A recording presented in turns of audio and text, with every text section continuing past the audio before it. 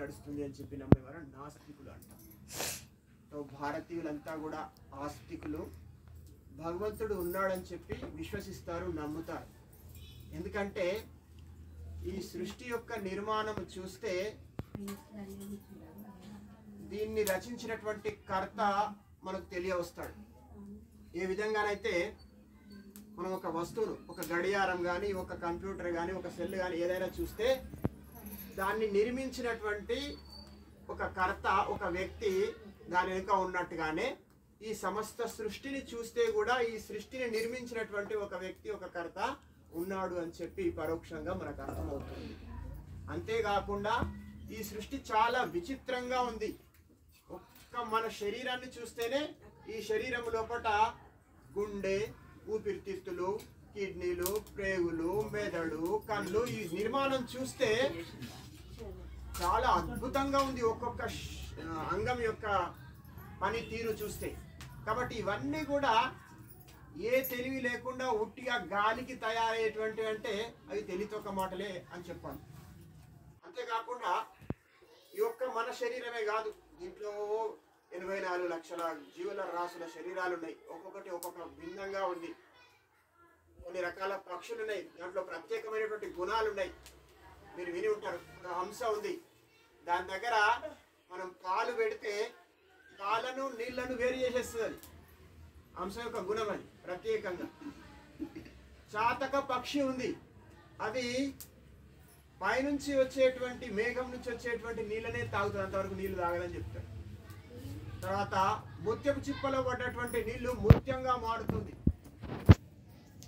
పశువులను నీళ్ళల్లో వేస్తే స్వయంగా ఈదుకుంటూ వస్తున్నాయి, దానికి ఎవడైతే నేర్పిండు. ఇదన్నీ చూస్తే సృష్టి అంతా కూడా చాలా విచిత్రంగా ఉంది. అంటే దీని నిర్మాణకర్త ఒకడు ఉన్నాడు, అతడే భగవంతుడు అని చెప్పి మనం మొత్తం. అందుకే మనం కాబట్టి ఆస్తికులైనటువంటి వాళ్ళు భగవంతుని యొక్క నియమాలను అనుసరించి నడుచుకుంటారు. భగవంతుని యొక్క నియమం ఏంటి? ధర్మాన్ని ఆచరించడం. ధర్మం అంటే ఏంటి? త్రయస్తంభ ధర్మస్య. ధర్మానికి 3 స్తంభాలు ఉంటాయి. యజ్ఞ, అధ్యయనము, దానం. యజ్ఞం చేయాలి, అధ్యయనం చేయాలి, శాస్త్రాలు చదవాలి, దాన ధర్మాలు మనకున్నంతలో చేయాలి. ఇవి లేకపోతే మనకు పశువుకు ఏమి తేడా ఉండదు. ధర్మార్థ కామ మోక్షాణం యస్య ఏకోపి న విద్యతే అజాగలస్తనస్యైవ తస్య జన్మ నిరర్థక. అంటే ఒక మనిషి లోపల ధర్మము లేకపోతే అర్థ కామ మోక్షం ఇలా ఏదో ఒకటి కనీసం ఏ ఒక్కటన్నా ఉండాలి. ఏ ఒక్కటి కూడా లేకపోతే ఆ మనిషి అజాగలస్తనస్యైవ. మేకను చూసినా మీరు ఎప్పుడైనా? మేక మెడలో ఇట్లా 2 వేలాడుతూ ఉంటాయి, అవితో ఏం ప్రయోజనం ఉండదు. ఆ విధంగా ఏం ప్రయోజనం లేనటువంటి వాటితో సమానము అంటున్నాడు నీతి శాస్త్రకారుడు. కాబట్టి మనిషి అన్నటువంటి వాడు ధర్మాన్ని ఆచరించాలి. ఆ ధర్మమే మన ఇంట వస్తుంది. ధనాన్ని భూమౌ పశవశ్చ గోష్ఠే భార్యా గృహద్వారి జనా శ్మశానే దేహశ్చితాయాం పరలోక మార్గే కర్మానుగోగచ్చతి జీవ ఏక. అంటే మనిషి సంపాదించినటువంటి ధనం ఏదైతే ఉందో అది ఉన్నన్ని రోజులు అనుభవిస్తాడు.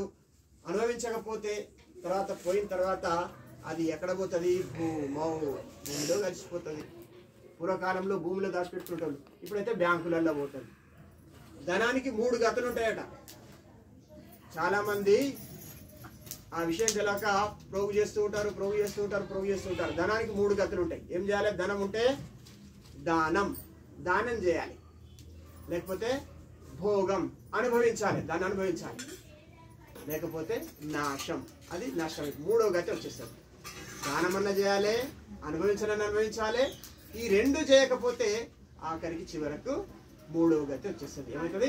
నాశనమైపోతుంది, నష్టమైపోతుంది. కాబట్టి ధనాన్ని భూమౌ, ధనమంతా కూడా సంపాదించిన ధనమంతా భూమిలో పోతుంది. పశవశ్చ గోష్ఠే, మనం సంపాదించినటువంటి ఆస్తులు, పాస్తులు, ఇల్లు, పశువులు అవన్నీ కూడా పశువుల పాకలనే ఉంటాయి. పూర్వకాలంలో బాగా పశువులు ఉండేవి కాబట్టి నీతి శాస్త్రకారుడు పశువుల గురించి చెప్పాడు. ఇప్పుడు అనుకో వాహనాలు అనుకో ఏదైనా అనుకో అవన్నీ కూడా ఇక్కడే ఉండిపోతాయి.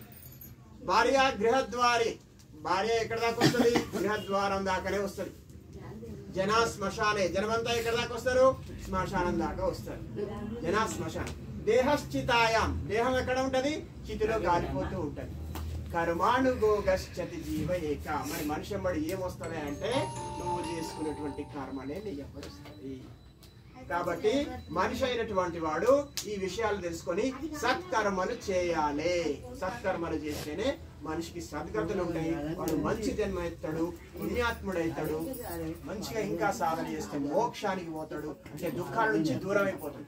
ప్రతి జీవి కూడా, ఏ జీవి కూడా దుఃఖం కోరుకోదు, సుఖమే కోరుకుంటుంది. కాబట్టి సుఖం కోరుకోవాలంటే భగవంతుని యొక్క నియమాన్ని ఆచరించాలి, ధర్మాన్ని ఆచరించాలని చెప్తూ దాంట్లో భాగంగా ఈ రోజు మీరు యజ్ఞం చేసినందుకు ఈ యొక్క కుటుంబానికి అన్ని విధాలుగా భగవంతుడు సకల భోగాలు కలిగించాలని చెప్పి కోరుతూ ఆశీర్వాదం. హారతి. ఓం జయ జగదీశ హరే స్వామి జయ జగదీశ.